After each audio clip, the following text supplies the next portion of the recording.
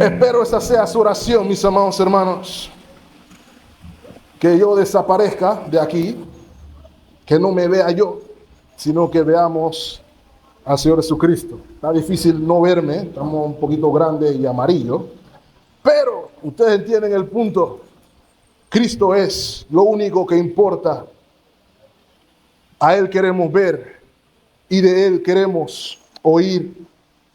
Rogamos como siempre que el Señor edifique a su pueblo, que Cristo el Rey sea exaltado, que nos dé ojos para ver y oídos para oír acerca de la incomparable gloria del reino, y principalmente que mis labios falibles no sean impedimento para su palabra infalible, para su gloria en Cristo Jesús. Amén. Mis amados hermanos, nos acercamos al final de la miniserie que hemos titulado Las parábolas del reino, basado en el capítulo 13 de Mateo. Y ya hemos dicho, mis amados hermanos, que es importante entender el tema del reino. Cuando hablamos del reino, particularmente el reino de los cielos, nos estamos refiriendo a la autoridad soberana de Dios en redimir un pueblo para su gloria, el plan eterno de Dios para todo el mundo y de toda la historia en construir y edificar su reino final en el que Cristo reina supremo sobre todas las cosas. Y ya hemos visto, mis amados hermanos, que el reino irrumpió en la historia, en la encarnación, la cual precisamente celebra el mundo cristiano en el mes de diciembre. Y hay una cualidad interesante porque el reino de los cielos está presente a partir de la encarnación, pero al mismo tiempo el reino está por venir en la consumación de todas las cosas. Y es importante para los creyentes, los hijos de Dios, que podamos entender los tiempos en los que vivimos, espiritualmente hablando. La historia se divide, Mateo nos lo recuerda, en dos periodos: el siglo presente y el siglo por venir. El siglo presente inicia desde la creación del mundo hasta el retorno de nuestro Señor Jesucristo en gloria. Y ya hemos dicho que está caracterizado por la debilidad, por la consecuencia del pecado. Está evidenciado en que se muere, en el que hay corrupción, en el que hay enfermedad, en el que hay dificultad. Sin embargo, el siglo venidero será la consumación del reino de Dios, donde todas las consecuencias del pecado serán revertidas y en lugar de muerte la característica principal será vida eterna y una nueva creación, cielo nuevo y tierra nueva. Sabemos dónde estamos y hasta dónde nos dirigimos. Y las parábolas del reino revelan precisamente cuál es la naturaleza del reino. Y lo hacen en contraposición o en contraste con el entendimiento errado que tenían los judíos y algunos de nosotros hoy en esa época. Ya vimos, hermanos, recapitulando brevemente, que la obra del reino inicia con la semilla de la palabra sembrada en un corazón que por la obra del Espíritu Santo es fértil y da fruto. Lo vimos en la parábola del sembrador, ¿cierto? El reino iniciado, vimos que en su condición presente va a vivir con la mezcla de los hijos del reino con los hijos de Satanás, los hijos del malo, con todo lo que esto implica, hasta el día de la consumación, cuando el reino será purgado y veremos el llanto y el crujir de dientes. Eso nos lo recordó nuestro hermano Carlos en la parábola del trigo y la cizaña. Nos dimos cuenta también de que el reino aparenta tener un inicio significante, inútil para algunos, pero él va a crecer de manera inobjetable hasta llenarlo todo. Lo vimos en la parábola tanto de la mostaza como en la parábola de la levadura. Finalmente, vimos cómo el reino tiene un valor que es inconmensurable, y el que descubre el reino y su valor está dispuesto a todo, literalmente dispuesto a todo para obtenerlo.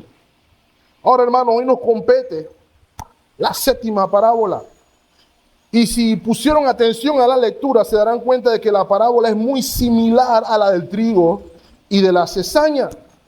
Sin embargo, esta parábola está ligada más a las tres anteriores, a la del tesoro escondido, a la de el mercader y la perla,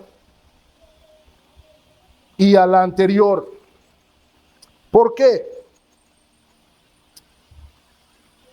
El énfasis en esta, mis amados hermanos, a diferencia de la del trigo y de la cizaña, cuyo énfasis era cómo se mezclaban el trigo y la cizaña juntos en el siglo presente, la de la red tiene como énfasis el fin del siglo presente. Y eso no nos lo podemos perder. Por ejemplo, la primera parte del versículo 49 dice de la siguiente manera: así será el fin del siglo. Ahora, mis amados hermanos, ¿qué es lo que quiero que veamos hoy? La parábola como conclusión busca revelar cómo la manera en que usted y yo interactuamos o nos relacionamos con el reino define nuestra eternidad. Por eso titulé el mensaje de esta mañana: un reino de justos. Un reino de justos. Y hay tres cosas que vamos a estar observando a la luz del pasaje. La primera, vamos a ver que la influencia del reino es universal. Universal. Lo segundo que vamos a ver es que el fin del siglo es una realidad. Y en tercer lugar, vamos a tratar de ver cuál es el lado correcto del fin del siglo. Repito nuevamente, hermanos, veremos que la influencia del reino es universal, veremos el fin del siglo como una realidad y veremos el lado correcto del fin del siglo. Sin más preámbulo, hermano, quisiera que vayamos al inicio de la parábola, versículos 47 y 48, donde vamos a observar la influencia universal del reino. Ahora, ya deberíamos saber a estas alturas que una parábola es un relato de algo cotidiano cuyo significado es no cotidiano, sino espiritual. Y la clave para entenderlo es la comparación. Las comparaciones tienen en mente circunstancias del día a día del judío de a pie. Lo vimos desde el inicio, ¿cierto? Lo vimos en el ámbito agrícola con la parábola del sembrador. Lo vimos también en el ámbito de los negocios con la parábola de el tesoro escondido y el de la perla. Y ahora vamos a ver que esta parábola no es la excepción. Versículo 47. Asimismo, el reino de los cielos es semejante a una red que echada en el mar recoge de toda clase de peces. Y una vez llena, la sacan a la orilla y sentados recogen lo bueno en cestas y lo malo lo echan fuera. El ámbito o situación cotidiana que observamos en esta parábola es obviamente la pesca. Y en los días de Jesús, la pesca era supremamente importante en Palestina, particularmente en la región de Galilea, el famoso mar de Galilea, donde recogen a la mayoría de los discípulos, por cierto, que eran mayoritariamente pescadores. De modo que la parábola iba a resonar en el oído de los que escuchaban, de todos. Todos estaban relacionados de alguna manera con la profesión, ya sea que la practicaran ellos mismos o conocían a alguien que la practicara. Los métodos de pesca más comunes eran los que incluían el uso de una red. Habían dos tipos de redes. La red que usted y yo conocemos, la que vemos más comúnmente en nuestras costas. Alguien se para con una red tejida y la echan al agua y a ver qué sale de ahí. Pero la red que se menciona aquí es diferente. La red que se menciona aquí es la que se conoce como la red barredora, una red de arrastre. De repente el hermano Alberto, que creo que es el único pescador del templo, sabrá a qué se refiere eso. Yo no he pescado en mi vida, bueno, nada más que resfriado, eso sí lo he pescado varios. Pero jamás he pescado un pez. Pero los que saben de pesca entienden que la red barredora es una red que tiene peso o pesas en un extremo, la parte de abajo, y en la parte de arriba tiene flotadores que se mantienen sobre el agua. Entonces los peces flotan por allá adentro y se van quedando amarrados ahí o enredados ahí hasta que se llena. Y cuando se llena entonces, los pescadores la jalan, ya sea a la barca o a la orilla. Y en la orilla entonces hay que ver qué entró ahí, porque ahí pudo haber entrado de todo. Cosas comestibles como cosas no comestibles. Como cosas kosher, como cosas no kosher, en el caso de los judíos. Así que por ende había que hacer un proceso de selección. ¿Ok? Cuando entendemos lo que se daba en la época, podemos entonces entender aún mejor lo que el Señor está tratando de decir. Y hay tres cosas que necesito que observemos y entendamos allí. Lo primero, mis amados hermanos, es el mar. Tiraron la red al mar y la parábola en su contexto nos va a permitir entender que el mar aquí es representativo del mundo. El mundo material que usted y yo conocemos, mundo que está afectado obviamente por los efectos de la caída, la corrupción, la debilidad, la mortalidad que distinguen el siglo presente, como hemos estado hablando. Lo segundo a observar, los peces. Igualmente, el contexto de la parábola nos va a permitir ver que los peces son representativos de individuos, de personas. De hecho, de una variedad de personas. El texto nos dice toda clase de peces. Personas de diversas cualidades y características, hombres, mujeres, judíos, gentiles, blanco, negro, como usted quiera. La variedad que compone la humanidad entera. Y en tercer lugar está la misma red. Y la red, mis amados hermanos, es representativa de la proclamación del evangelio del reino. Acompáñenme, por ejemplo, a Marcos capítulo 1, versículo 15, cuando el Señor comienza su ministerio, cuando irrumpe el reino de los cielos en la historia, luego del bautismo de Juan. Marcos 1:15 dice: el tiempo, la palabra del Señor, se ha cumplido y el reino de Dios se ha acercado. ¿Y cuál es el mensaje entonces? Arrepentíos y creed el evangelio. Mis amados hermanos, el mensaje del evangelio del reino es proclamado en el mundo entero y alcanza o recoge a todo tipo de personas. De hecho, mis amados hermanos, si les seguimos jalando el hilo a la idea, recuerden, Galilea, ciudad de pescadores, los discípulos eran pescadores y el Señor les dice a los discípulos que Él lo iba a hacer, ¿qué cosa? Pescadores de hombres. Todo es, mis amados hermanos, testimonio de que la proclamación del evangelio sería como una red que abarca todas las cosas. Recuerden lo que estudiamos en el libro de Hechos, mis amados hermanos, que los discípulos iban a ser testigos desde Jerusalén hasta lo último de la tierra. La influencia del reino de los cielos, mis amados hermanos, iba a ser universal. Ahora, sin embargo, como ya les mencioné, la parábola pone la lupa en el fin del siglo. El fin del siglo es lo relevante aquí.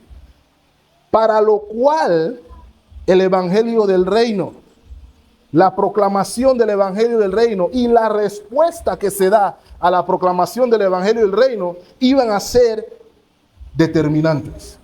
Iban a tener un valor incomparable. Lo cual me va a llevar brevemente al segundo punto, la realidad del fin del siglo.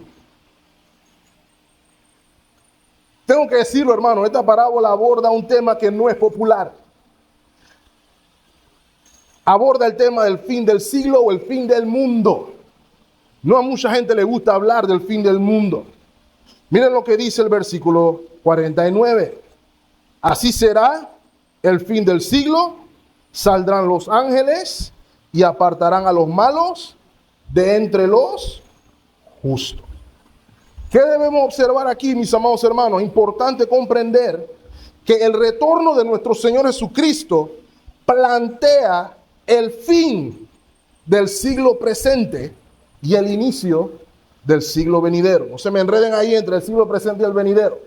La venida de Cristo, la segunda venida del Señor Jesús, plantea la bisagra entre los dos periodos.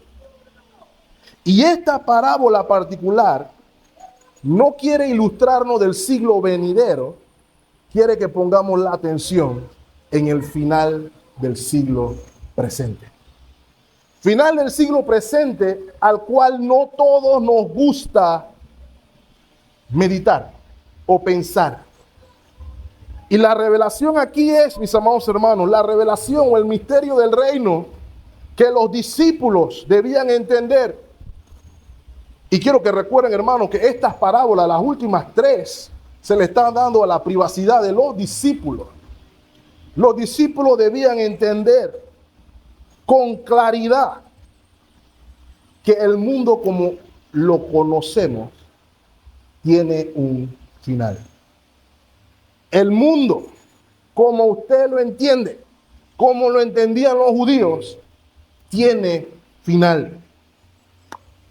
Y debemos reconocer que es un tema en el que tanto los judíos, voy a cambiar la frase ahí, es un tema que tanto cristianos como no cristianos tienen acuerdo. Interesante, tienen acuerdo, pero de diferentes perspectivas. Los no cristianos entienden un fin del mundo sin esperanza. Los cristianos entendemos un fin del mundo lleno de esperanza, lo cual da dos cosmovisiones diferentes. Voy a poner un ejemplo. Usted ha escuchado a aquellos que están preocupados por cuántos seres humanos somos. Que si somos demasiada gente, el mundo está muy lleno y los recursos del mundo se van a acabar y nos vamos a morir todos. ¿Han escuchado personas hablando así? Sí, es una tendencia que se da hoy más recurrentemente. Algunos promueven a raíz de eso agendas como de que si hay una persona que tiene más de 80 años y quiere salir del mundo para darle espacio a los más jóvenes, lo exhortan a que lo haga. He leído de que en Canadá es algo que se nota. A la hermana Griselda le estuvieran diciendo, hermana Griselda, yo creo que usted podría, usted sabe, ¿no? Dele espacio a los más jóvenes. Se está consumiendo el aire de los pelados. ¿Ok? Eso viene de un temor de que nos estamos quedando sin recursos y hay aire valioso que se está desperdiciando en alguien que según ellos ya vivió. Otros están diciendo, no, yo no voy a traer a ningún hijo al mundo más. Somos demasiado ya. No voy a aportar más a este desorden y a este caos. Todas estas ideas provienen de un entendimiento no bíblico y vienen de una cosmovisión sin esperanza. Les digo aún más, Elon Musk, creo que ya lo comenté en alguna ocasión, él está planeando un programa bien avanzado ya, en que en un par de años van a mandar cohetes a Marte, van a hacer viajes y quieren colonizar Marte. ¿Ok? En un par de años, probablemente algunos nosotros estemos vivos y el Señor quiere que lleguen allá.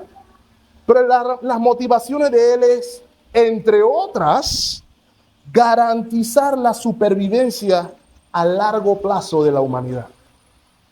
Pues la idea es que cuando todo esto se acabe y se acaben los recursos, los que puedan pagar su viaje en Marte, en cohete a Marte, se van para allá y allá comienzan una nueva sociedad, sin problema, obviamente, porque allá van a ir todos los pulcros y sin pecado, ¿verdad? Y allá no va a haber corrupción y no va a haber nada de esto, y ellos van a poder inclusive avanzar a la humanidad más. De nuevo, todas estas perspectivas del mundo provienen de un mundo sin esperanza, que se va a acabar.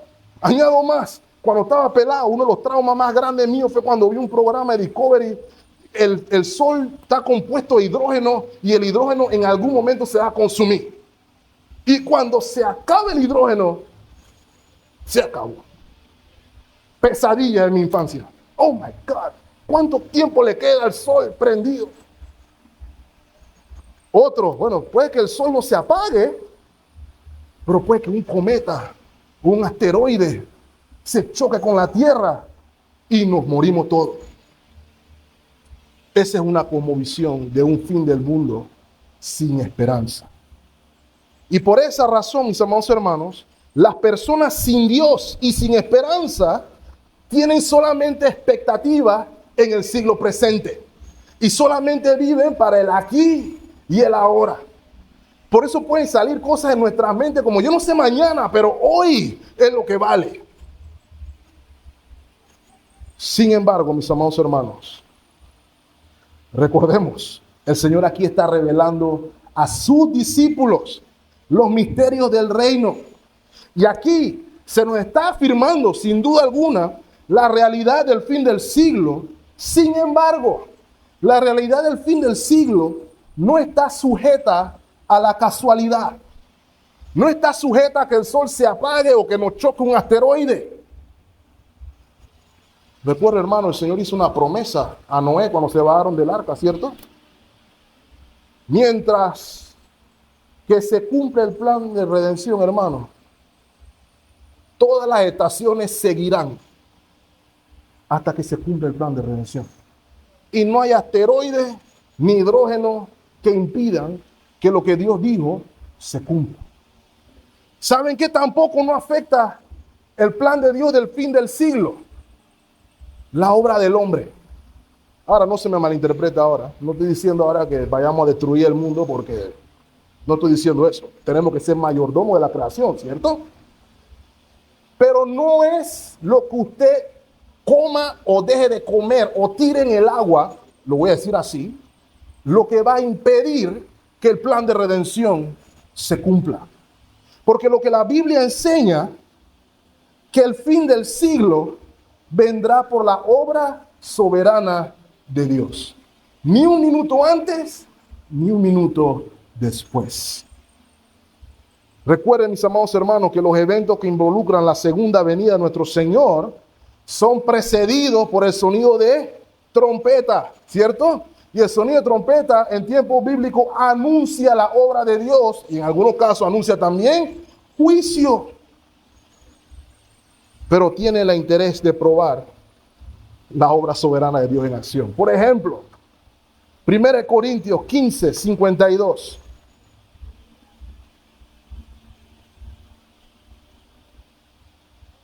En un momento, en un abrir y cerrar de ojos. ¿Cuándo, hermanos? A la final trompeta, porque se tocará la trompeta. Y los muertos serán resucitados incorruptibles y nosotros seremos transformados. ¿Ok?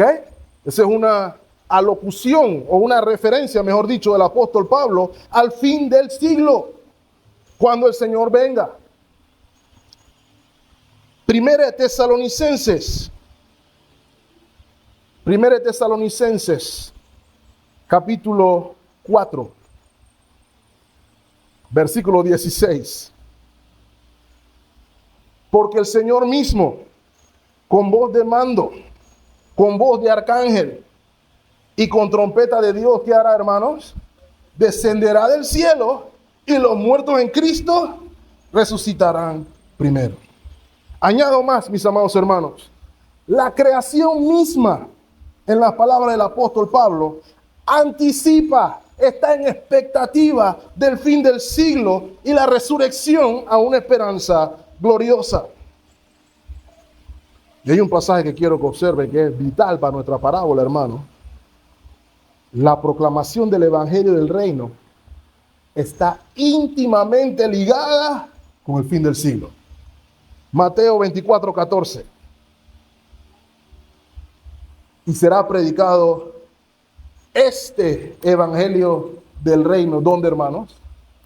En todo el mundo, para testimonio a todas las naciones, y entonces vendrá el fin.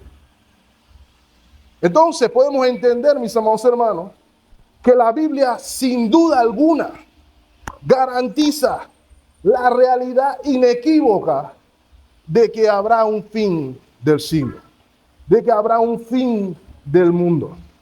Pero hay dos maneras de anticiparlo. Uno es con esperanza y uno es sin esperanza. Ahora, aún aquellos que esperan el fin del mundo sin esperanza tienen un problema. Porque muchos de ellos piensan que, bueno, se va a acabar alguna vez todo y bueno, se acabó todo y esta casualidad que fue la vida humana te termina. Pero eso no es lo que enseña la Biblia tampoco. Y es lo que la parábola quiere que recordemos usted y yo hoy. Porque sin duda alguna, el fin del siglo inicia con la resurrección de todas las personas a juicio. Todas y cada una a juicio. Y nos vamos a dar cuenta, hermanos, que la resurrección trae juicio. Y la parábola lo que está hablando es precisamente del juicio. Nos vamos a dar cuenta, hermanos, de que los ángeles son instrumentos de juicio en las Sagradas Escrituras. Y aquí también lo son. Tal como los pescadores separaban a los peces en la red, aquí los ángeles están para hacer distinción y separación. Hay un predicador de la Edad Media llamado Ivo de Chartres que dijo una frase interesante que quisiera compartir con ustedes para que estemos certeros de que lo que va a suceder cuando suene la trompeta tiene implicaciones para todos los que están en este planeta. En el primer advenimiento vino a justificar a los malvados, en el segundo vendrá a condenar a los impíos. En el primero vino a llamar a los que habían sido arrebatados de él, en el segundo vendrá a glorificar a los que se conviertan a él. En el primer advenimiento, Cristo fue traicionado por los impíos a una muerte que él no merecía. En el segundo, le dará a los impíos una muerte que se merecen. En el primer advenimiento, vino a formar de nuevo nuestro corazón a la imagen de Dios, pero en el segundo, él formará de nuevo el cuerpo de nuestra humildad para ser configurado con el cuerpo de su gloria. Cuando el Señor retorne, mis amados hermanos, se va a hacer distinción y separación. Y aquí observamos, mis amados hermanos, que aunque haya variedad de peces, para Dios solamente hay dos categorías de personas. Voy a repetir eso. Puede haber una variedad enorme de peces, pero para Dios solamente hay dos categorías que valen: malos y justos. Esas son las dos categorías que dice nuestro texto en el versículo 49. Ahora, hermano, nótese, ahí no se dice buenos y malos. Lo normal que usted y yo hubiéramos dicho es que el Señor viene a hacer distinción entre lo bueno y malo. Pero el texto no dice eso. El texto dice que Dios vino a hacer distinción o a separar a los malos de los justos. Y la razón es sencilla, mis amados hermanos, porque no hay nadie bueno. En ese pozo de peces no hay ni uno bueno. Solo hay unos malos y unos que son declarados justos. Lo cual también se nos dice que hay un juez, que es el que declara justo. Y ese juez designado por el Padre es nuestro Señor Jesucristo. Ahora note lo que dice la Escritura. Por ejemplo, Hechos 10:42. Este es el mensaje del Evangelio, hermanos. Dicen los apóstoles, y nos mandó que predicásemos al pueblo y testificásemos, ¿qué cosa, mis amados hermanos? Que Él es el que Dios ha puesto, ¿por qué cosa, hermanos? Por juez de vivos y muertos. Y la clave a entender aquí en toda esta parábola, mis amados hermanos, es que precisamente en virtud de nuestra relación con el juez y su evangelio, que nuestro fin está determinado, que nuestro veredicto se dará. Y mis amados hermanos, eso incluye mucha gente. Y quisiera poner un ejemplo. Acompáñenme, por ejemplo, a 2 de Timoteo, capítulo 3.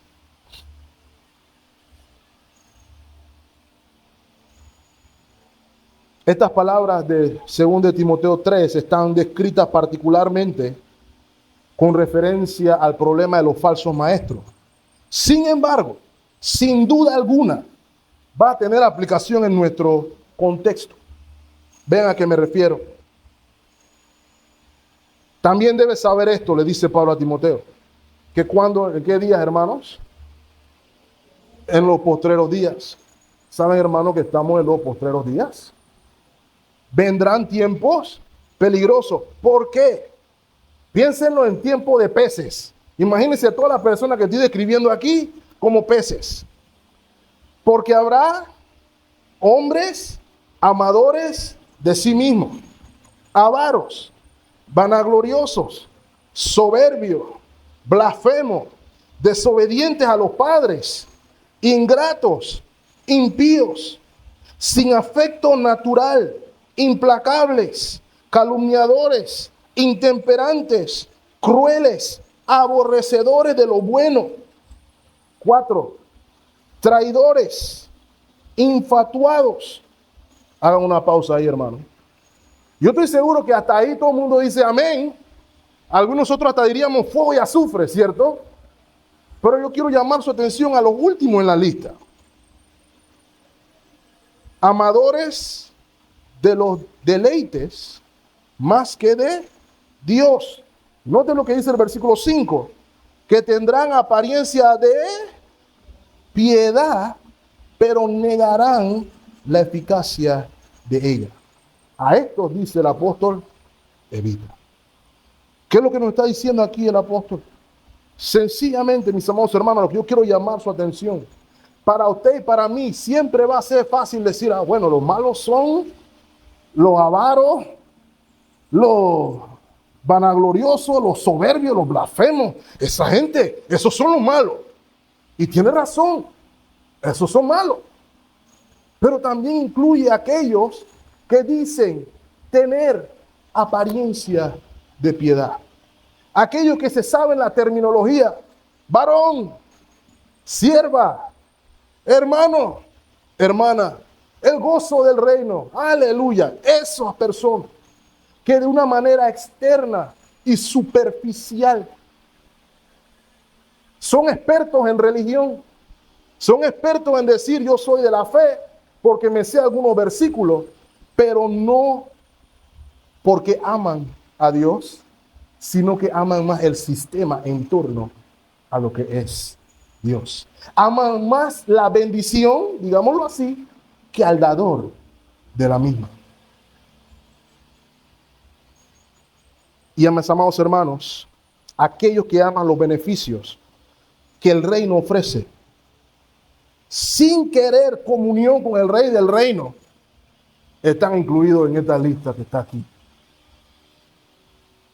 Y según lo que vemos, aquellos peces malos que son separados, según lo que dice el texto, tienen precisamente lo que quieren.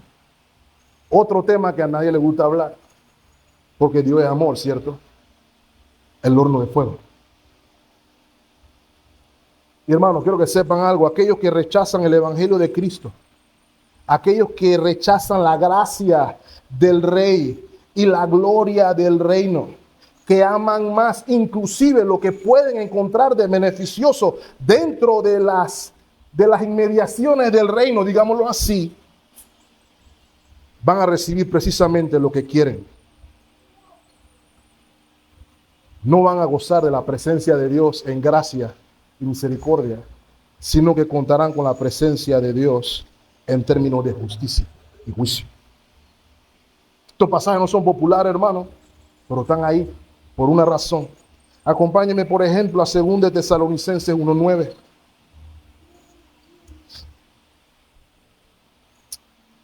Esto es con referencia a aquellos que rechazan la gloria de Dios y atribulan a aquellos que creen en Cristo, los cuales sufrirán pena. ¿De qué cosa, hermanos? Eterna perdición, excluido de la presencia del Señor y de la gloria de su poder.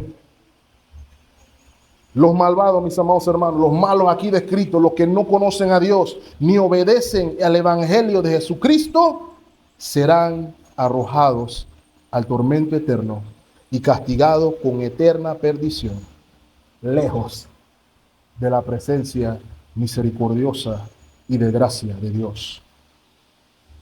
¿Qué se nos está diciendo aquí, mis amados hermanos? De nuevo, una doctrina no popular. La doctrina del infierno es bíblica y es lo que esta parábola está recordando. De hecho, es una doctrina que el Señor Jesús en su ministerio más predicó.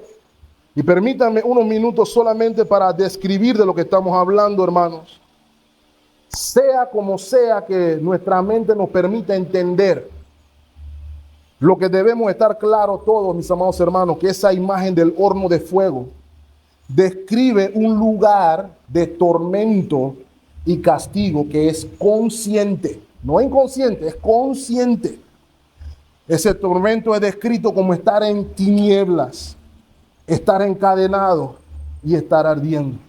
Si yo le puedo explicar cómo eso se siente, no puedo. Pero déjame decirle, hermano, que es peor de lo que nosotros nos imaginamos. Por eso está aquí.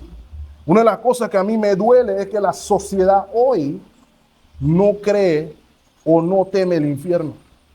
Las películas nos han hecho pensar que ese es un paseo. Ya lo he dicho varias veces aquí. Usted escucha a la gente en las películas, nos veremos en el infierno. Y ese tipo de cosas, como que si eso fuera un paseo. No lo es. Y no lo será, mis amados hermanos. Es un lugar en el que entran los hombres y mujeres. Aquí hacemos inclusión. Y está preparado para ellos debido a su pecado descrito de diversas maneras, como toda la lista que mencioné. Pero eso incluye el burlarse de las palabras de Jesús, de desobedecer la predicación de la palabra de Dios. Todas estas cosas incluyen o están en la lista de los peces malos, digámoslo así. Es importante añadir que es un lugar del que no hay escapatoria, como que no se puede escapar de ahí. Sus consecuencias son eternas. Y eso es lo que nos enseña la Escritura. Mire lo que dice el versículo 13, el capítulo 13, versículo 50, con respecto a los peces malos. Y los echarán, ¿dónde, hermanos? En el horno de fuego. Ahí será el lloro y el crujir de dientes. Habrá personas en ese momento que inclusive dirán, pues yo estaba en la iglesia. Se suponía que yo debía estar bien. Se suponía que ya yo había dado mi ofrenda. Se suponía que yo había hecho tal o cual cosa y encuentran su seguridad en tal o cual cosa que habían hecho y no su seguridad en con quién tenían comunión. Esa es la diferencia. Y de hecho hay dos doctrinas que salen de ahí. Una de ellas la hablamos esta mañana. Hay una doctrina que se llama el universalismo. El universalismo es una corriente de pensamiento que dice que como Dios es amor y misericordia y compasión, nadie va a ser echado al infierno. Porque un Dios de amor es incapaz de condenar eternamente a nadie. Ahora, como hablamos ya, estos entendimientos sobreexaltan el amor de Dios por encima del resto de los atributos de Dios. Y eso no se debe hacer. Dios es santamente amoroso, santamente santo, santamente justo, santamente misericordioso. Él es todos los atributos a la vez, ninguno más que otro. Y las Escrituras enseñan, mis amados hermanos, que rechazar la gracia de Dios es la ofensa más grande que puede haber. Piense por un momento qué es lo peor o la peor ofensa que usted puede recibir. Para algunos es que me insulten a mi madre. En la escuela había que pelear inmediatamente. Si hablaban de la mamá de alguien, cuádrate porque eso no se puede hacer. Tú puedes hablar de quien tú quieras, pero de mi mamá no. Pero mis amados hermanos, la mayor ofensa es rechazar la gracia de Dios extendida a pecadores rebeldes. Esa es la mayor ofensa que puede haber. Y por ende está sujeto a la mayor consecuencia que puede haber. Por eso dice la Escritura, la paga del pecado es muerte. Hay algunos que dicen, no es tan así, no es tan así. Él sí tiene que castigar a algunos. Y sacaron otra teoría que se llama el anihilacionismo, que quiere decir que Dios, Él tiene que ser justo, así que tiene que castigar el pecado, pero no eternamente. Él lo que va a hacer es que las personas van a sufrir un tiempo y después desaparecen. Y cuando desaparecen, se acaba el sufrimiento. Pero mis amados hermanos, de nuevo, eso demerita la justicia de Dios, demerita la santidad de Dios. Y permítanme recordarle, mis amados hermanos, la Biblia es clara cuando dice que la pena es eterna. Miren lo que dice J.C. Ryle con respecto al infierno. Si no crees en el infierno, estás desatornillando, desestabilizando y desprendiendo todo en la Escritura. Si tú sacas el infierno de la Biblia, tienes que botar la Biblia también a la vez, porque es parte de la enseñanza completa de las Escrituras.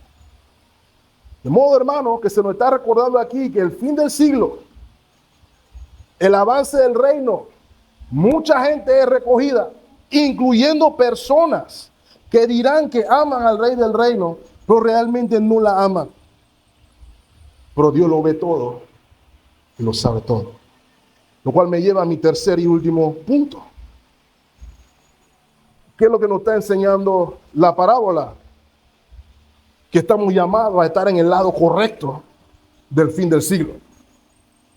Y el lado correcto del fin del siglo, mis amados hermanos, no se encuentra en nuestra propia justicia ni en nuestros propios méritos, sino que se encuentra en una justicia que es foránea a nosotros, que es externa a nosotros, sino que es la justicia de Cristo que recibimos por la fe. Esos son los que aquí son declarados justos. Acompáñenme, por ejemplo, Juan capítulo 6, versículo 29. Respondió Jesús y les dijo, esta es la obra de Dios. ¿Cuál es la obra de Dios, hermanos? Que creáis en el que ha enviado. Primera de Juan capítulo 3, versículo 23. Y este es su mandamiento, que creamos en el nombre de su Hijo, Jesucristo, y nos amemos unos a otros como los ha mandado. Juan capítulo 5, versículo 24. Voy a un punto aquí, hermanos. De cierto os digo, de cierto os digo, el que oye mi palabra y cree al que me envió, tiene vida eterna y no vendrá a condenación, mas ha pasado de muerte a vida. Romanos capítulo 8, versículo 1 nos recuerda, ahora pues, ninguna condenación hay para los que están en Cristo Jesús.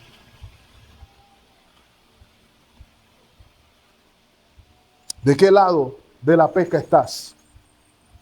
El lado correcto es el lado de aquellos que han puesto su fe en Cristo Jesús.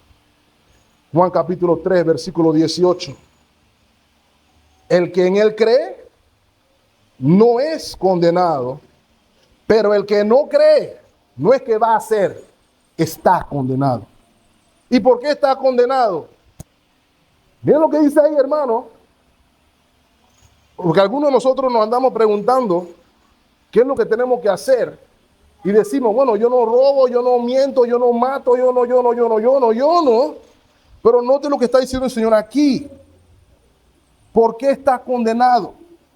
Porque no ha creído en el nombre del unigénito Hijo de Dios. El lado correcto del fin del siglo está definido por la relación correcta con la proclamación del Evangelio del Reino. Y de ahí tenemos que hacernos las preguntas para concluir, mis amados hermanos. ¿Cuál es tu actitud ante el Evangelio del Reino? ¿Cuál es tu respuesta al Evangelio del Reino? ¿Será como la gente en los días de Noé? ¿Se acuerdan la gente en los días de Noé? Cuando Noé estaba diciendo, hey, va a llover. ¿Qué hacía la gente? Compa, aquí no ha llovido nunca, estás loco. Burla, escarnio, persecución, ¿cierto? ¿Saben hasta cuándo? Hasta que comenzó a llover. ¿Cuál es nuestra actitud ante la proclamación del Evangelio? Tomamos a la ligera el amor y la gracia de Dios, que nos amó de tal manera y misericordia que envió a su Hijo Jesucristo para todo aquel que en él crea, no se pierda, mas tenga vida eterna. ¿Cuál es nuestra actitud ante esa gracia? ¿La ignoramos? Tercera pregunta. ¿Te sientes confiado en una práctica externa y superficial de la fe? Yo estoy bien porque yo vengo una vez al mes. Yo estoy bien con Dios porque yo pongo más que todo el mundo en esta iglesia. Yo estoy bien con Dios porque mi nombre está escrito en el libro de la membresía de la iglesia. Ojo con eso, hermano, el nombre en la membresía de la iglesia no significa absolutamente nada en el día del juicio final. El nombre que importa es el que está escrito en el libro de la vida. Y solamente aquellos que han puesto su fe exclusivamente en el Cordero, los cuales tienen una relación amante con el Cordero, son los que están inscritos allí. ¿Cómo entendemos el Evangelio del Reino en nuestra vida? ¿Cómo reaccionamos ante su influencia? ¿Crees que lo que el mundo ofrece es superior a lo que se te ha ofrecido en Cristo? Si piensas que lo que el mundo trae y ofrece es superior a lo que Cristo ofrece, no has entendido el Evangelio del Reino. No has encontrado el tesoro escondido. No has visto la perla de gran precio, porque su valor es inconmensurable. Mis amados hermanos, quiero cerrar entonces con 3 puntos de aplicación. ¿Cuál es el primero que quiero llamar la atención? Lo que la parábola de la red me enseña a mí aquí es que la entrada al reino no se basa en apariencia externa, ni es concedida a los que afirman conocer al Señor. Recuerdan, hermanos, que uno de los pasajes que algunos citamos es Mateo 7, donde el Señor dice en aquel día, muchos dirán, Señor, Señor, en tu nombre hice y deshice, eché fuera demonios, hice de todo. Y el Señor responderá, apartado de mí. De nuevo la frase, hacedores de maldad. Y la frase que es lapidaria, en mi opinión, nunca. ¿Me están entendiendo, hermanos? Nunca os conocí.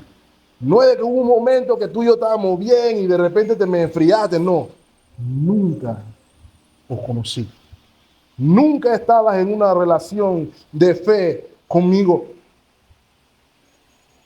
La entrada al reino se basa, mis amados hermanos, en una genuina unión por Cristo, con Cristo en la fe. Y es lo que usted y yo debemos perseguir. Genuina unión con Cristo en la fe. Un genuino amor por Él. La segunda realidad que veo ligada aquí, creo que entiendo por qué está puesta justo luego de la parábola de la perla de gran valor y la del tesoro escondido. Porque muchos de nosotros con facilidad pudiéramos afirmar que el reino es lo más valioso. Pero la realidad apunta en otra dirección. Es necesario, mis amados hermanos, que hagamos el examen por la fe. ¿Cuál es mi motivación? ¿Es Cristo lo primero para mí? Y si en ese análisis la conclusión es de que yo estoy aquí por cualquier cosa menos Cristo, que podamos ir a la fuente de esperanza, nuestro Señor y Salvador, en arrepentimiento y fe. Porque al final, mis amados hermanos, todo lo que importa es Cristo y mi relación con Él. Lo segundo tercero, diríamos así, que esta parábola nos recuerda, mis amados hermanos, es que usted y yo, por la gracia de Dios, somos también colaboradores de Cristo en la proclamación del Evangelio del reino. Nosotros no somos los ángeles que hacen la separación de quién es el bueno y el malo, pero sí de manera indirecta podemos reconocer que colaboramos en la expansión de la red, en la proclamación del Evangelio. Por eso el Señor manda no solamente a los 12, sino a todos nosotros, por tanto, y hacer discípulos a todas las naciones, bautizándolos en el nombre del Padre, del Hijo y del Espíritu Santo. Eso no es responsabilidad del pastor, eso no es responsabilidad del diácono, esa es responsabilidad de todos y cada uno de nosotros, y la cual podemos todos participar en la casa, en la escuela, en el trabajo, donde sea que el Señor nos haya puesto. Usted puede extender la red para salvación. Pero hay que entender una cosa, hermanos. Debí mencionarlo antes inclusive, pero es una realidad. Este mensaje del Evangelio del Reino tiene efecto doble.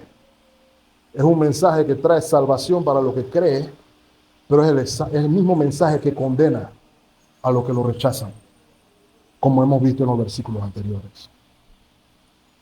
Y el último punto, antes de callarme, hermanos, que quisiera traer a la mesa. Ustedes y yo, aquellos que hemos sido lavados por la sangre del Cordero, estamos llamados a vivir con una perspectiva eterna.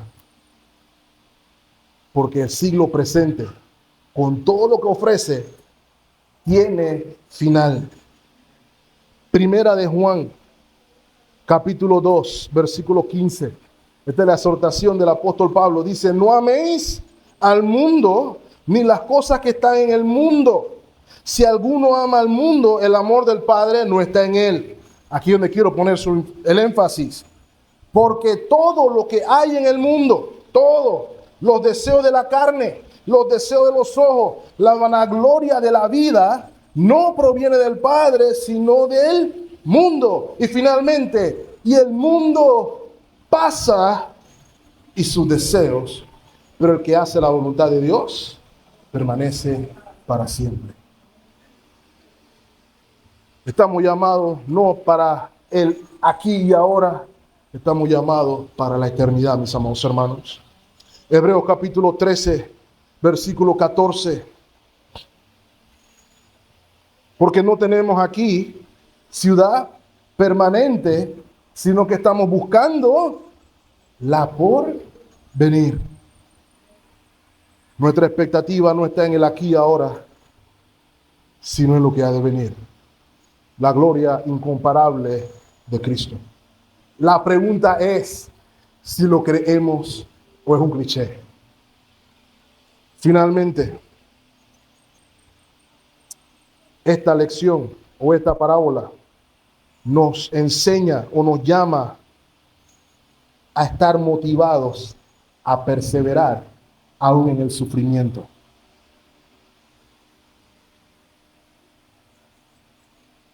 Porque el siglo presente está marcado por el sufrimiento, principalmente para aquellos que buscan seguir a Cristo. Pero lo que viene, decía Romanos capítulo 8, el peso de gloria es aún superior en lo que está por venir, en la esperanza que tenemos. ¿Se acuerdan cuando iniciamos esta serie? Yo preguntaba, ¿qué puede motivar a un cristiano a decir que Jesús es el Señor cuando eso le podía costar su vida, su salud, su seguridad, todo? El entendimiento de que lo que viene es muchísimo mejor y mucho más valioso. El problema que tenemos, mis amados hermanos, es que muchos de nosotros decimos que es más valioso, pero vivimos como si no. Motivados a la perseverancia aún en el sufrimiento. Y voy a cerrar con las palabras del apóstol Pablo, 2 Corintios capítulo 4, versículo 16. Pablo está diciendo esto personalmente, pero se aplica a todos los creyentes. Versículo 16. Por tanto, no desmayamos.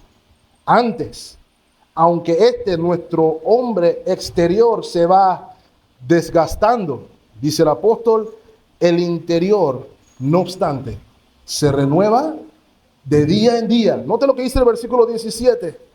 Porque esta leve tribulación momentánea, así como Pablo describe la persecución a causa del evangelio, produce en nosotros un cada vez más excelente y eterno peso de ¿qué cosa, hermano? Gloria. Lo que viene. Versículo 18. No mirando a nosotros las cosas que se ven, sino las cosas que no se ven. Pues las cosas que se ven son temporales, pero las que no se ven son eternas. ¿Dónde está nuestro tesoro, mis amados hermanos? Es lo que nos recuerda también esta parábola. Sea que por la gracia de Dios nosotros seamos encontrados justos por haber puesto nuestra fe en el Cordero de Dios, que nos justifica delante de Dios y en virtud de su justicia nos hace partícipes de la vida eterna y la esperanza gloriosa que no tiene comparación. Señor lo bendiga ricamente, mis amados hermanos. Estemos orando.